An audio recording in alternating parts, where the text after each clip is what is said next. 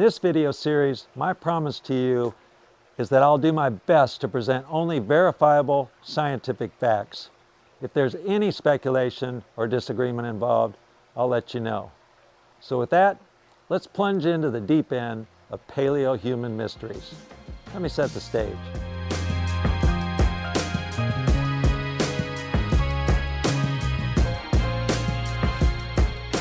It was 1980 when Jean Auel published Clan of the Cave Bear, the beginning of a series that sold more than 50 million copies. It was about Ayla, an orphan Homo sapiens girl who's raised by a band of Neanderthals. In the book, as Ayla gets older, she has a hybrid child. Did something like that ever really happen between us and Neanderthals? Well, before we answer that question, there's something you really need to know that's vital to this conversation. And that is the huge, just really huge breakthroughs that are happening in archaeology and anthropology by the study of ancient DNA. That's the genome sequencing of very old bones. It's similar to 23andMe or Ancestry.com that some of you have had done, but on steroids. Scientists have used genome sequencing on thousands of old bones, some hundreds of years old, and some many tens of thousands of years old. And they can tell, well, it's been described by one renowned anthropologist as who had sex with whom and when. And we're getting some incredible new learnings from this technology. Perhaps the best example is the tiny little finger bone from Denisova Cave in Siberia that shocked the world. In 2010, researchers had been digging in Denisova Cave in the Altai Mountains near Mongolia. They found 3 teeth and a pea-sized piece of finger bone. The strata below had evidence of Neanderthals. The strata above were Homo sapiens. So which of those did this bone belong to? Here's a replica of the bone. It's really tiny. Could they get DNA out of that? Well, because DNA is even smaller and you have a lot of it, end to end, there's about 1 meter of it in every cell of your body. And altogether, the DNA of all your cells would stretch to Pluto and back. That's over 10 billion miles. Okay, so they were able to get DNA from that little bone. And it turns out it was neither. It wasn't Homo sapien or Neanderthal. It was a whole new human species we knew nothing about. You gotta be kidding me. These Denisovans, or Denisovans, were at least as primitive as Neanderthals, although they apparently made some incredible jewelry, and they differed from Neanderthals about as much as Neanderthals differ from us. Well, that's mind-blowing by itself, but here is the kicker. It turns out that Denisovans have contributed more to our genome, at least in Southeast Asia, than Neanderthals have anywhere. Up to 6% of the Homo sapiens genome in Southeast Asia comes from Denisovans, and we knew nothing about them just 11 years ago. So getting back to Clan of the Cave Bear, Jean Auel was correct and way ahead of her time in her book's premise that we had viable offspring with Neanderthals. But get this, remember in the movie her Ayla character was played by Daryl Hannah, blonde, blue-eyed, fair-skinned, whereas the Neanderthals were darker haired and darker skinned. What the genetics are showing us is that the racial roles were reversed. Neanderthals who'd been in Ice Age Europe for more than 250,000 years had the lighter skin and hair color, and we, who were freshly out of the tropics of Africa, had darker hair, eyes, and skin. Neanderthals were likely variable, but there may have been some light brown, blonde, and red-haired ones. It's possible that some of them had blue eyes. Another thing Jean may have gotten wrong is that her hybrid child, Dirk, was a male, and male hybrids likely didn't survive or they were infertile. Jean Auel didn't prove that we interbred with Neanderthals. She just made an educated guess, and it really paid off for her in the literary world. It was Swedish geneticist Svante Pääbo that sequenced the first full Neanderthal genome in 2010. He and his team successfully sequenced most of the 3 billion base pairs of the nuclear DNA of a Neanderthal, and it was clear we had interbred with Neanderthals. By the way, it was his team that also did the DNA work on the Denisovan bone that I mentioned earlier. Welcome to the 2022 Fall BookFest. I have with me Neil Bakhoven, who is an award-winning PhD geologist, journalist, and author who earned his doctorate in geoscience from the University of Texas at Austin. His current interests center on the interaction between early modern humans and Neanderthals living during the Paleolithic age and the amazing related discoveries being made through archaeology and ancient DNA analysis. Neil has been a featured speaker all over the United States of America. His Facebook page is author Neil Bockoven, which has tens of thousands of followers. And by posting to other pages, Neil reaches 4 million followers weekly. In addition to his two novels, Moctu and the Mammoth People and the People Eaters, he has also published a related children's science book titled When We Met Neanderthals. My name is Jeff Eckert, and I've known Neil for over 30 years. I am also a geoscientist with a strong interest in anthropology and archaeology. Neil and I have paths that have crossed professionally many times over our careers, and even more in recent years, as I am also very interested in the research that Neil has been summarizing and publishing. I have read all of his books, and I will say that I have enjoyed them very much. So let's find out more about Neil and his work related to early modern humans and Neanderthals. I have some questions that I'd like to ask Neil. I have no doubt that you will find this subject very interesting as well. So, Neil, you're an award-winning geologist and journalist and have published lots of scientific articles. What prompted you to write these novels? Well, the inspiration for the novels came from research I'd been doing about why Neanderthals died off so quickly after we arrived in Europe about 45,000 years ago, which we know happened. And they'd lived in Ice Age Europe for more than 250,000 years, surviving all sorts of challenges from horrible weather to fierce animals. And we arrived and they're gone in just a few thousand years by some estimates. So to me, that's probably the biggest mystery of our cultural heritage. Think about that, a whole human species gone extinct shortly after we arrive on the scene. And I just got thinking about that and I did a lot of research on it. And right about then was when ancient DNA analysis was just getting started. In 2010, there were two major pieces of data that came through. Svante Pabo published the nuclear genome of a Neanderthal, and that solved that mystery. It was clear we had interbred with Neanderthals, and all Eurasians are between 1% and 5% Neanderthal, and generally 2%. Well, and then the same year, that same guy, Svante Pabo, he took a tiny little finger bone, a little pea-sized part of the finger from Denisova Cave in Siberia.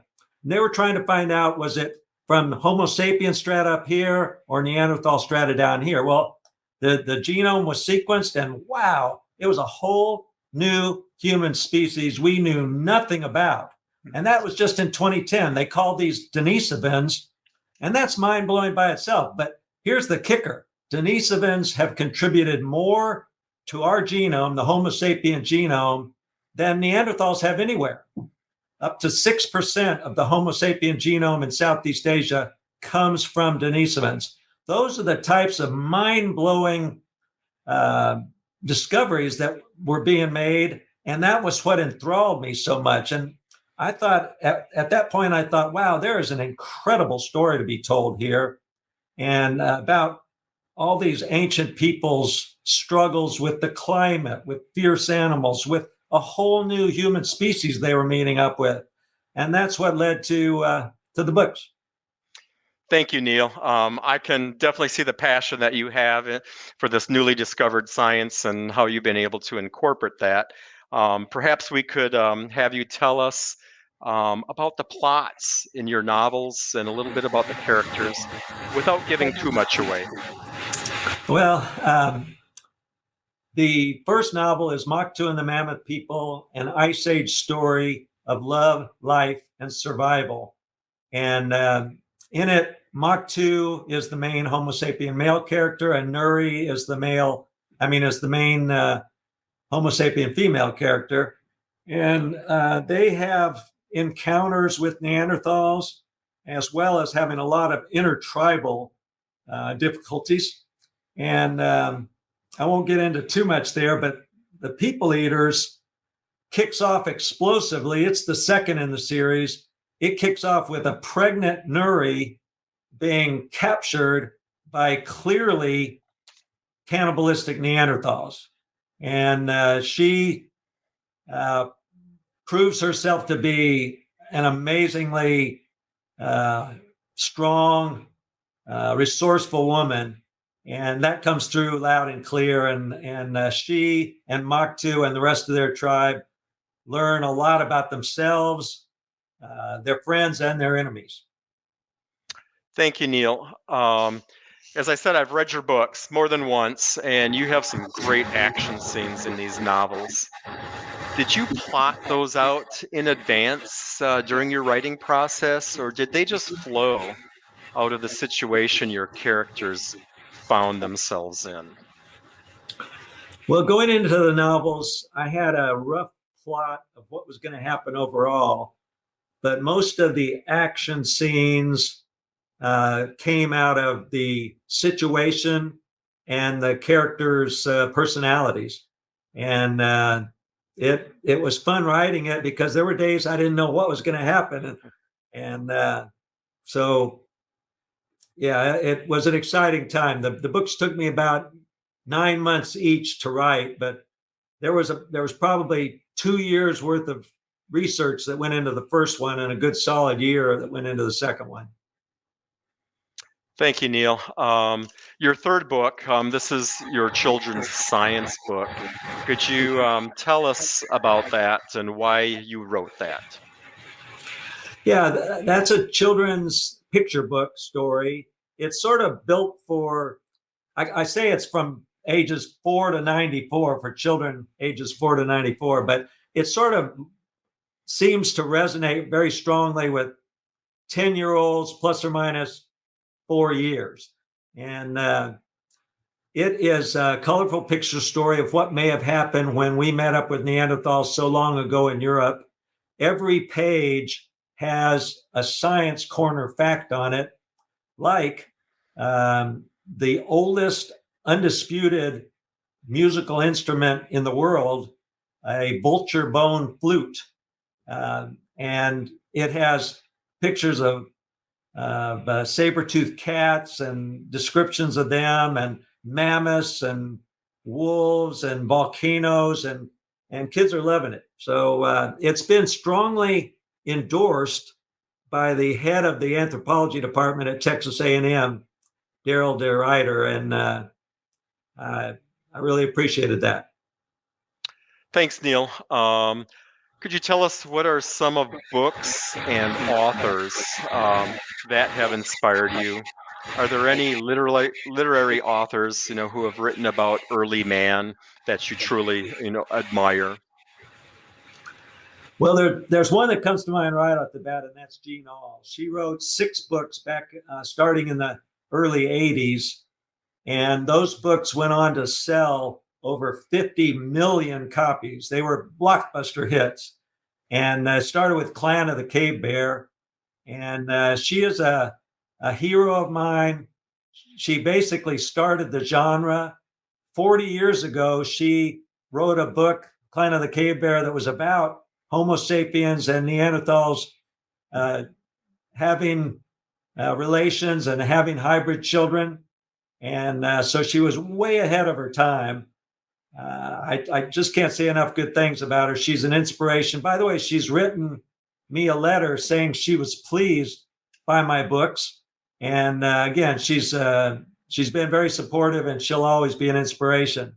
Some other books, fiction. Well, we'll do the fiction part first. Some Probably my next favorite author is Bernard Cornwell, who writes about medieval England.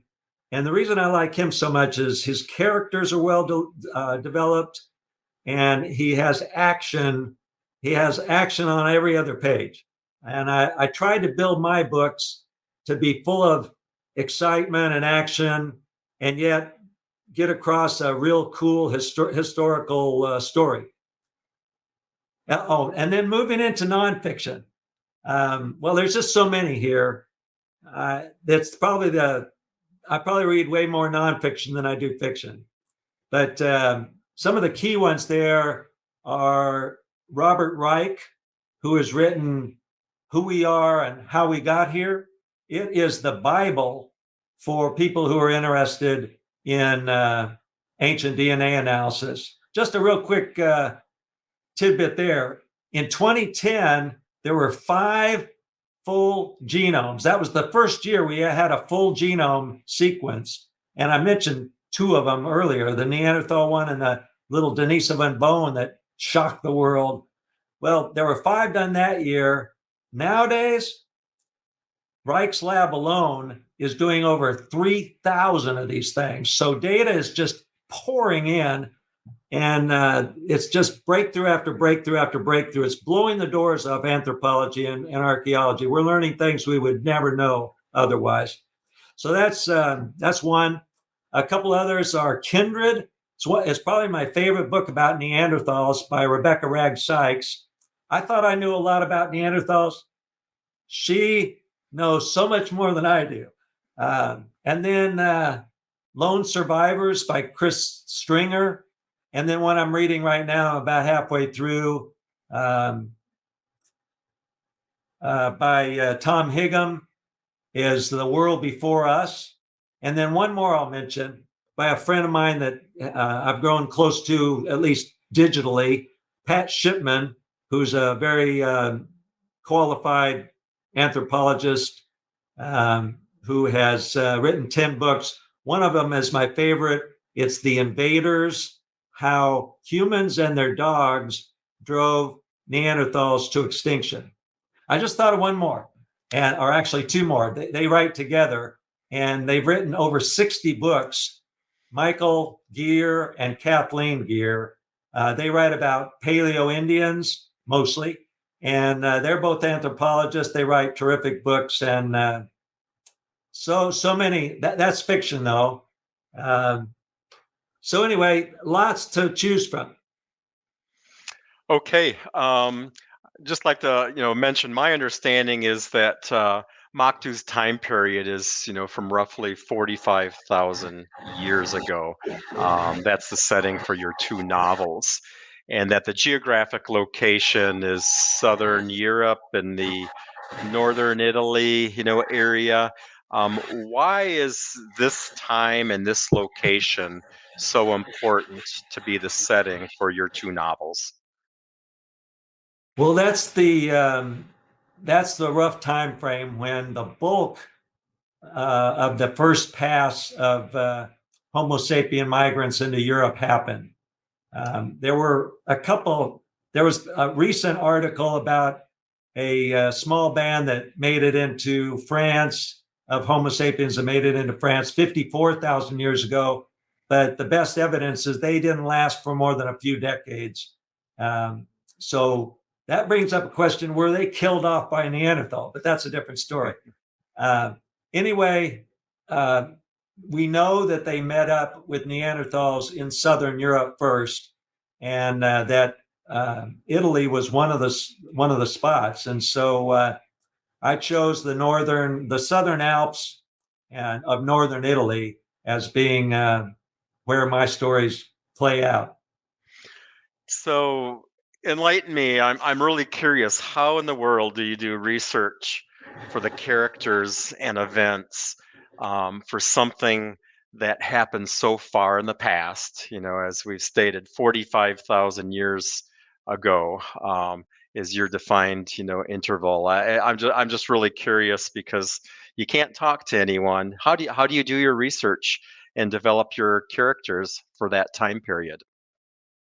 That's a good question. I do a lot of thinking about what people back in that day had to deal with, some of their thoughts and fears and hopes and desires.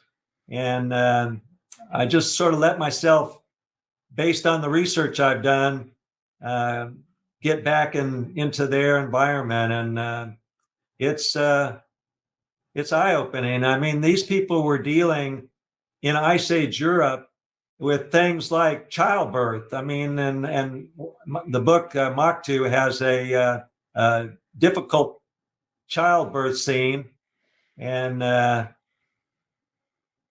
they by the way, the birth does happen, and it's a girl, and they name her Zayla, which is the Basque word for difficult. And I chose Basque because it's the oldest language in Western Europe, and it's probably the most similar language to what our people spoke as they came into Europe. That's sort of the level of detail I've tried to maintain throughout the book. But really, it's just trying to get into my characters, what they had to deal with there. I mean, not only did they deal with these fierce animals and hunting every day and going hungry if they didn't bring back something, but they had a whole human species that we've never seen, we've never had to deal with. And so the fear that that might engender, or at least the uncertainty that that might engender, is central to the books. So, from what I understand, your books are based on a lot of science and very current science, and but you've turned them into two novels that tell a story. Which brings me to my next question: what audiences would you really like to reach with your novels? Well, Jeanal did so well with her 50 million copies sold. That was basically my target audience. And her books sold widely to a diverse audience, both international and domestic in USA. And that is the level of that's what I'm aiming for too. I think her books were slightly more appreciated or bought by females than males, but it was pretty close. But she worked hard to make her books as factually accurate and as scientifically authentic as she could. And I've done the same. I've really worked hard on that. And I have perhaps a little more action and adventure than she did, but it's close. And but I've tried to make my books full of action and adventure, sex and violence, drama and love stories, all the really good stuff that people appreciate, while still telling a prehistorically accurate setting and set of facts, or at least things that could have happened. I'm very familiar with Gina O myself and read all those books back in the 80s when she was putting them out. There's some other tools, though, that you have that were not available to her, and that's social media. Currently, you're very active on Facebook, and your posts, reach 4 million followers weekly. How do those posts, the subject matter, how does that tie into your novels? Well, there's a funny story there. I wasn't big on social media. In fact, I tried to avoid it. My publisher and my publicist both said, "Hey, you need to get involved with social media." And back in 2019, I had 0 Facebook followers. I got online, and I built that thing to over 20,000 of my Facebook followers, and my posts are picked up by other Facebook sites that total, as you mentioned earlier, more than 4 million Facebook followers every week. Funny, to finish that funny part of the story, I remember when I got on Facebook, I saw that, oh, there's people here that have friended me. I'll friend these people. And I got an email from Jeff saying, well, thanks, Neil, for friending me after 5 years.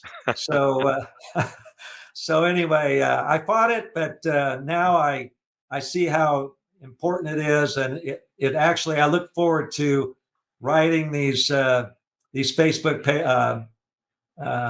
posts, and people are finding them interesting, and I hope you'll check them out at author Neil Bockoven. Which brings me just a little bit more to you have a Paleo Human Mysteries series on YouTube, which I've seen the links on Facebook and other places too. Again, it's same question. How does this tie into your research and tie into your novels? Well, that's something I give a talk around the U.S. I've given it to probably in 15 different states, and it's called Three Paleo Human Mysteries. Well, we took that and subdivided and made that into 4 videos, and they're all about 12, 13 minutes long. They're full of, again, fun stuff. We try to intersperse some funny things in there, but it's full of amazing facts. And I've strived very, very hard to keep it totally factual.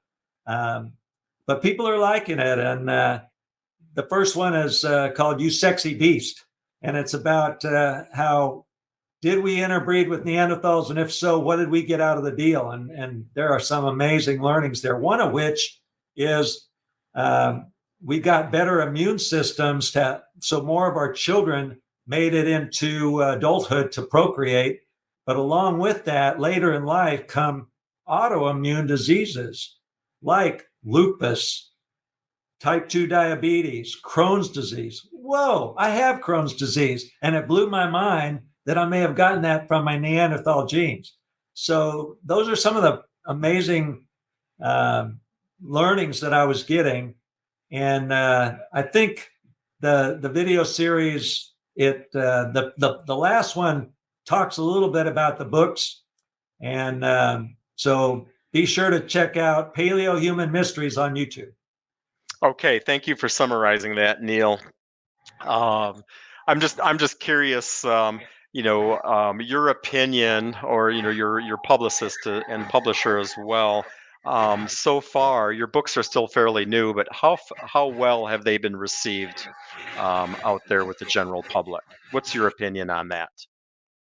Well, Moctu was my very first book, and my publisher told me, don't be surprised if you only sell 200 copies, and most of those to your relatives. But it sold very, very, very well. I'm very pleased with it, and it's gotten really good reviews. I don't know if anybody's heard about Amazon buying reviews. They don't know me, I don't know them, but they review your books, and they can be brutal. So when I signed up for the program, I was biting my nails, worried about the very first one. Well, it was stellar, and the Amazon Vine reviews have averaged 4.7 stars out of 5, with some of them saying some very, very complimentary things, and most of them comparing me again to my idol Gene Ahl. So that's been rewarding. People Eaters just came out. It's selling. My publisher says it's in the top 20% of all the books he's ever handled. So that's exciting. It's gotten really good reviews from people like Mike and Kathleen Gear, who called it well-researched and exciting. Those are 2 of my favorite things I could ask for to describe my book. And Pat Shipman wrote that it was similar comments. And one of the top literary people in the world, Joseph DePrisco, who is founder and head of the New Literary Project that gives out a $50,000 award every year to some of the top authors. He had stellar things to write about it. So I hope you'll check it out. I think people are liking it. And again, it starts off really excitingly. And people have said it's fast paced from page 1 to the end. Well, I do know from following you, and I do know Moctu made some bestseller lists, and that was part of inspiration for you to follow up with the second book there. So congratulations. I've certainly enjoyed them. So really, I just have. I'm going to preface this with when I was reading Gene Owell's books, I just couldn't wait for the next book to come out and following the characters from book 1 to 2, 3, 4, 5, 6. Likewise with you, I could not wait for the second book to come out. The People Eaters, following up from Moctu and the Mammoth People. So that leads to my question. Um, will you be reading any more book? Will you be writing any more books in this series? And what kind of plans do you have? Because when I finished the second book and when I read it the second time, I have all kinds of ideas in my mind what could happen in the next book, and I can't wait to find out. How long am I going to have to wait? Well, to the audience, I have to give a plug to Jeff that he actually gave me an idea for one of my action scenes that ended up showing up in the book. So thank you very much for that. And but as far as a third book, yes, I do have plans to have a third book, and it will be probably. I've got a working title for it. It's probably going to be about Moctu's hybrid child, Elka. And by the way, Elka is the, again, Basque word for to unite or united. So it's a derivation of the Basque word. So I've tried to maintain that authenticity level all through the book. Well, Elka, she, in book 2, in The People Eaters, she has an interaction with a couple of wolves, baby wolves, that grow fond of her. And one of the bad guys in book 2 names her Sleeps with Wolves, derogatorily. Well, that's likely to be the name of book 3, Sleeps with Wolves.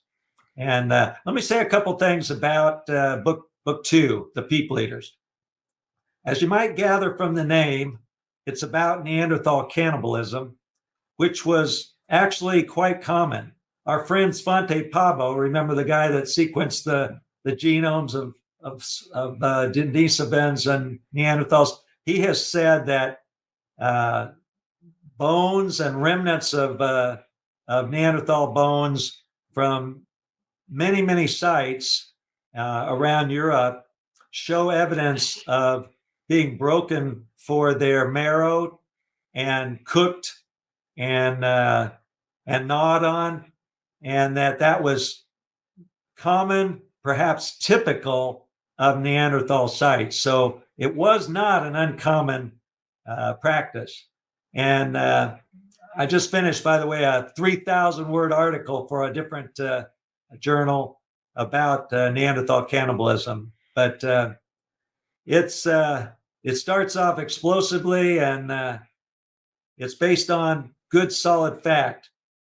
So I think you're going to find these books not only exciting, but rewarding intellectually. I think you've summed that up very well. That's some comments that I would say. I've enjoyed the books. Being a scientist myself and having worked with you over a few decades, I know there's top-notch science that's been completed. With the new DNA analysis that's been incorporated in your books, and you've been able to turn those into 2 very interesting novels with your character development. So I'm gonna close up here, Neil, unless there's any last comments that you'd like to make. I just want people to understand that they can join you at the top of the hour and in this fall book fest and have a live question author session with you. So I just want to make sure I get that plug in. But do you have anything else that you'd like to share with your potential readers out there? Yeah, I just want to say what I hope the readers get out of these books is not only a better understanding of what our ancestors had to put up with back in the day, and but also I wanted them to be so immersive that people would leave their current life and go back in time to feel what our ancestors experienced back that time. And I mean, as I said, from everything from birthing children, especially in complicated births, to hunting mammoths. I mean, those are big creatures, and they were hunting them with sticks with little stone tips attached to them. That's pretty hard stuff. And so that, and then also just dealing with this interspecies conflict, and then going back to their tribe and having to deal with all the tribal politics there. And in book 2, we get into that. There are actually 4 tribes involved. 2 of them are Neanderthal, and 2 of them are Homo sapien. And Moctu's tribe, being one of the Homo sapien tribes, it turns out they don't get along completely with the other Homo sapien tribe, and that I can, back in closer to our time frame, when European settlers came over to the Americas, there are estimates that there were 3,000 different languages or dialects among Native Americans. And so that's how bifurcated and chopped up the landscape became. And many of those tribes, as you're aware from our history of Native Americans, many of those tribes didn't get along with one another. And similarly, in the people eaters, all the Homo sapien tribes don't get along with all the other Homo sapien tribes. And similarly, not all the Neanderthal tribes get along with all the Neanderthal clans and so forth. And especially, think of it this way. If some Neanderthals were cannibals and they were eating other Neanderthals, I think that might make some of these clans pretty insular, pretty xenophobic about other people outside their kin group and their neighbors that they know well. So that's again some of the detail and level of science that goes into this. When we were arriving in Europe, Neanderthals were quite inbred, and you can maybe see reasons for that they were a little worried about some of their less well-known neighbors. So that would lead to some inbreeding. But yeah, that's it's a subject that I could talk about for hours. I love it, and I hope you guys will check out the books. We'll check out the YouTube videos. I think you're really going to like those. If you don't like the first one, if the first one doesn't catch you and grab you, then just give it a try. I think you're going to get caught. And then check out author Neil Bockoven on Facebook, and I think you'll like that as well. Okay, well, thank you so much for joining us today, Neil. And again, for the audience out there, again, you'll be able to, at the top of the hour, tune in and you can participate in a live author session with Dr. Neil Bakhoven. Thank you so much for joining us today. Thanks, Jeff. I appreciated your comments and your questions. It's been a pleasure. You're welcome.